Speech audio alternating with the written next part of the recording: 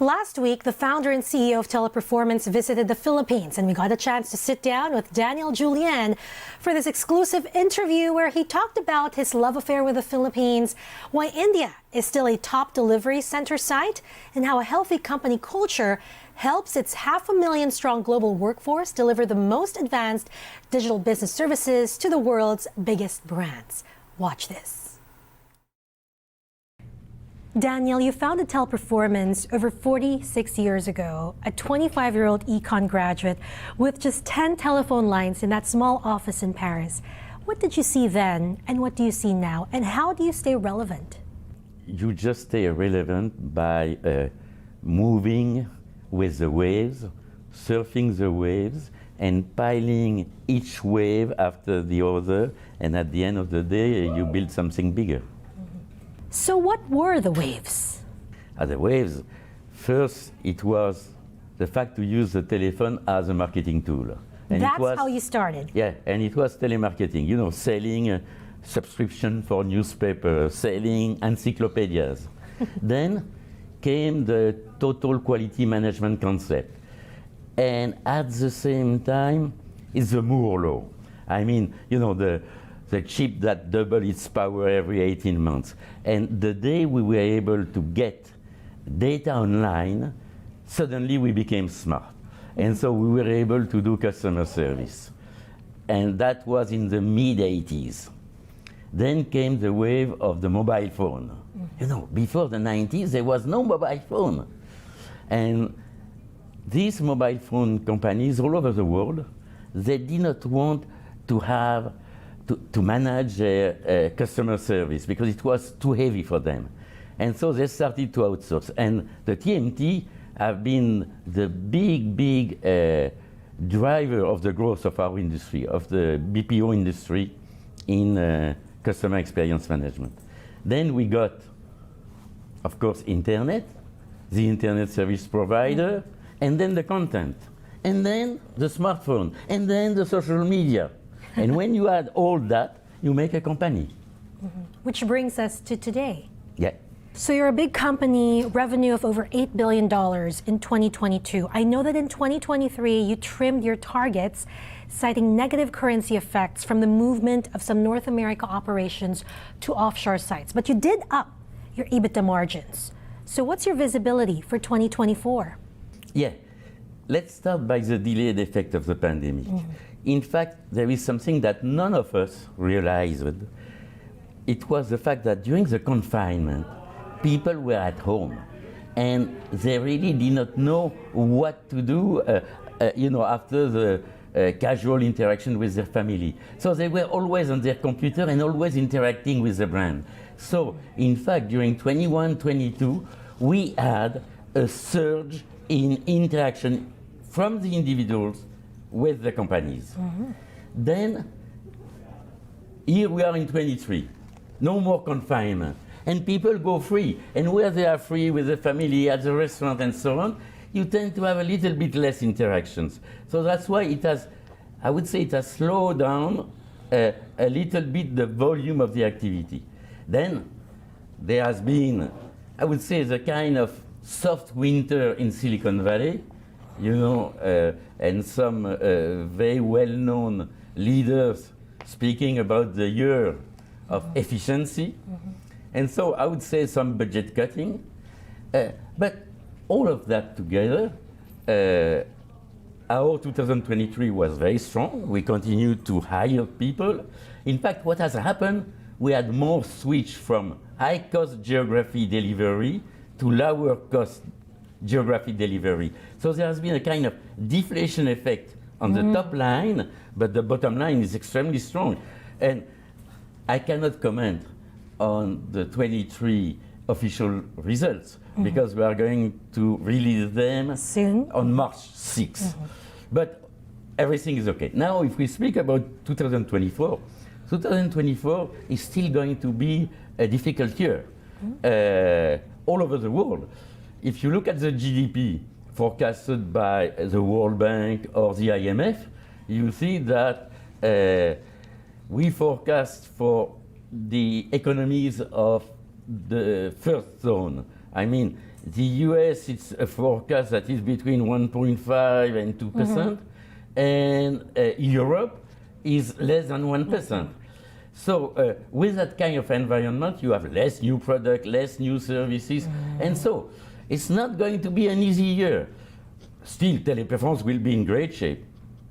On top of that, you know that in 2023, we took over a company that was a great company, very nice people, a great competitor, and today we are more than 10 billion euro revenue, which is much more than $10 billion revenue. All right. Last year, you acquired Majorel for $3 billion. Yes. In 2018, you also acquired a rival, a Mumbai-based company called Intelenet, for about $1 billion. And it's not just you, even your competitors are on M&A mode. There's a clear trend towards consolidation. What does this mean for the industry and for the business? This consolidation means that we are in years of efficiency and more sophistication of our services. You need to make much more investment in data security. You need to make much more investment in automation, Gen AI, and somehow, you know, we serve the largest clients of the world in all the activity sectors, and our clients are consolidating the number of their partners. So you need to be among the strongest to win, the strongest and the best to win the race. Are there more on the horizon for TP this year? No, this year we are going to be a little bit calm normally because, you know, when you integrate a company with 80,000 people, you need to make sure that everything is soft, works well, that everybody is happy, that we are one. And then you move to the next step. You did talk about slowing economies earlier, which means less products will be launched, less services will be needed. But on the other hand, that's also good because more companies will be looking to be on saving mode and outsource. Yeah, you are right. But all that is not necessarily synchronic. I mean, in a challenging time, typically the decisions takes longer to be done. And so, yes, long term, I think it's going to push for more outsourcing, but you cannot just think that everything is going to adjust perfectly in terms of timing. So this is what some industry players are saying, that the remote work is changing the game. You know, when big multinational companies realize they can actually do remote work, just hire the people themselves and remotely manage, instead of outsourcing the whole operations offshore, lock, stock, and barrel. What do you say to those concerns? I would say that our clients, they do not hire us just for labor arbitrage and for managing people. They hire us for our expertise, for our ability to streamline process, for our IT. So it's such a complex package that we do not see at all with any of our clients who are among the leaders in all the verticals of the worldwide economy. We really do not see this phenomena being material. But that's the thing. When you do your job so well, we're not even supposed to know you or feel that you're there. In one of your interviews, you said you're a chameleon embedded in the services you provide to the customers of your big clients. But we know you here in the Philippines because you're very big here, and the BPO, IT BPM industry contributes 8 to 10% of our GDP. So talk to us about your plans for Manila, not just for Manila, but for the Philippines in general. Already in the Philippines, not only Manila. The Philippines as a country, and I love this country. I came here 30 years ago. Even before you set up shop. Oh yeah. In fact, I set up the first Teleperformance for the domestic market in 1995 or something like that, with some partners who at the time were managing PLDT. So, so it's a long, long time ago. Okay. And right now, the Philippines, We have more than 60,000 employees, and it's our second largest delivery center. Our first delivery center being India, second the Philippines, third Colombia in Latin America. And I would say that it's amazing because, you know, not every client look for the same thing. And so when I take the total number of people and of solutions that we provide from the Latin American work, and the total number of people and solutions that we provide from the Philippines and India, it's very balanced. Yeah, because some companies prefer what they call the nearshore, even if it costs more because they are more cultural proximity. And, you know, in 3 hours, you can go to visit your operation rather than to need 12 hours if you live on the West Coast. And if, like me, you live in Miami, it's 25 hours. All right, so you're 60,000 strong, almost 60,000 strong in Manila. Are you planning to add more in the headcounts? Philippines? In the Philippines, because you do have a focus now in the countryside. You want to bring growth to the countryside. Not only now. We always had a focus on the countryside because we always thought Manila was great, but a little bit overcrowded, not only by the competition, just the traffic. It was terrible to think that our agent would have 1 hour 30 minutes to come to the center to work, and then 1 hour 30 minutes. That's too much. And then, as I was lucky enough to know enough the Philippines, we started to open baccalaureate, I don't know, more decades, I don't know, maybe 15 years ago. We started to open Davao. Davao is the second city. Okay, we were opening Cebu, but we opened many years ago Cagayan de Oro, for example, or Baguio. And so the Philippines for us have always been a mix of Manila, second-tier cities, and now even microsite. I know that they just opened something in General Santos and in the north, up north. And you're going to grow the size of your workforce here in the Philippines? I hope so. You know, the way you grow the size of the workforce is by being very attractive to the client. The Philippines are naturally attractive due to the cultural proximity to the US, due to the incredible empathy that the people from the Philippines deliver. They have an oral talent that is exceptional. We know that all the bands all across Asia, they are Filipinos or Filipinas. So it's a naturally oriented nation and culture for pleasing the people. Now, having said that, our business is not only about empathy, it's also about engineering, it's also about Lean Six Sigma discipline, it's also about IT development and so on. So I would say each country has its own characteristic, and depending what is the client, depending what is the culture of the client, what is the product, they choose one country or the other. But we continue to be very bullish with the Philippines. You talked about pleasing your clients. In pleasing your clients, is it now a race to the bottom when it comes to pricing? No, absolutely That's not how you fight this no. battle. We never fought at Teleperformance, and I started Teleperformance 46 years ago, so it's probably that. We never fought on the pricing. We fought on making sure that everything positive was aligned. How do we satisfy the customer? First, how do we satisfy our employees? Because if our employees are happy, they are going to make happy customer. And then, and if the customer of our clients are happy, our clients give us more job. So we always tried to give the best possible service, to be also proactive in finding new solutions, optimizing. But no, it's not the race on the cheapest price.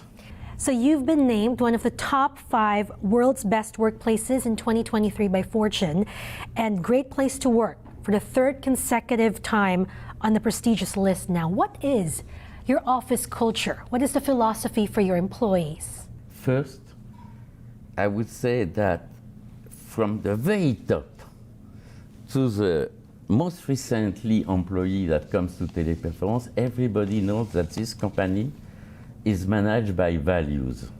And the values are very simple. It's integrity. I say what I do and I do what I say. It's respect. I treat the others the way I would like them to treat me. It's professionalism. I try to do the things right the very first time. It's innovation. I'm curious and I innovate. And finally, it's engagement, commitment. And you know, we are a people business. So we work hard, but we need to play hard. We need to have fun. I mean, and we need to have a purpose. So we have been engaged in always being a good actor in all the communities where we operate. And our employees love that. Helping the poor kids to get an education, helping to plant trees, to clean the nature. We have a lot of programs like that. We call that ESG now. I mean, we started that in 2005. You did mention that the Philippines is your 2nd biggest location after India. 3rd is Colombia. I know you have, this expansion plan is rooted in your personal obsession with Marco Polo. So I wonder, what are the new markets that you're focusing on? Maybe, are you looking at opening new markets? We are always focusing on new market. In our business, you need to make a distinction between the market we serve and our delivery center. For example, in the Philippines, we mostly serve the US market. But we serve also the domestic market because we don't want to be only an offshore location. We always want to have deep roots in the countries where we operate. So we have large clients, domestic here in the Philippines. Now, clearly, we are growing fast in Southeast Asia. We have a very nice operation also in Indonesia, in Malaysia, and very soon you will have nice surprise or nice news that you will see coming from Indonesia, for example. But there are many markets, not delivery centers, that have not been really open. For example, all the countries that joined the EU over the last 15 years, like Poland. And this is today not only a delivery center, but this is a market. So I would say our markets are expanding because the world becomes richer, there is more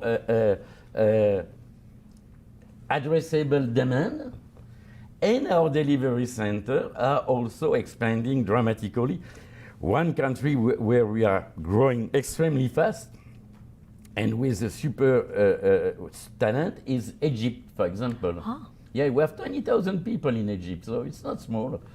But you know, our markets are also languages. Yeah.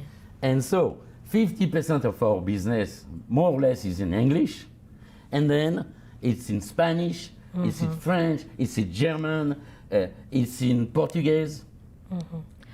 So we earlier talked about, the Philippines being a big delivery service center, next to India, and then 3rd is Colombia.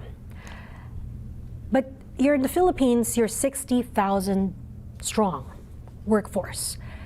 We're a distant second to India, where you have 90,000 currently and are planning to add 60,000 more over the next 3 years. Do you ever see the time come when the size of your Philippine operations and workforce become at par with India? Right now, India is the hot spot. Why is that? Technology. You know, India took a kind of advantage with the Y2K. The Y2K 20 years ago. Everybody, the whole world was afraid, and all the Indian IT industry started to build patches for the computers. And then they developed the BPO outsourcing, you know, with companies like Genpact that was previously GE. Yeah. And the fact that we are serving more and more end-to-end complex demand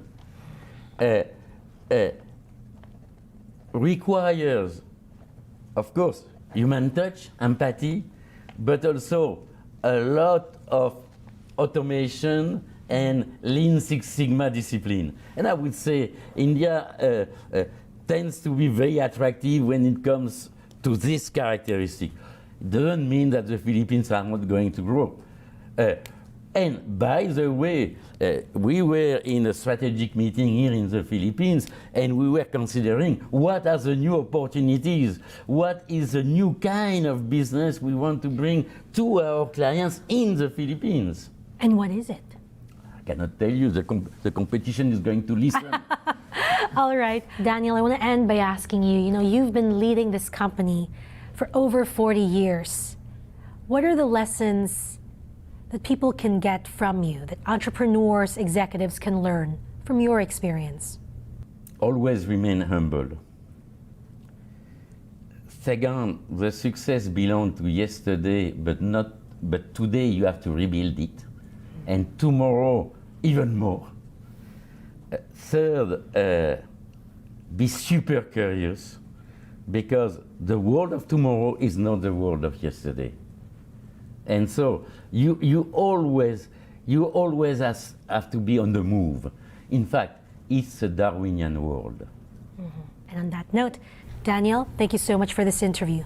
It was a pleasure. Pleasure to meet you.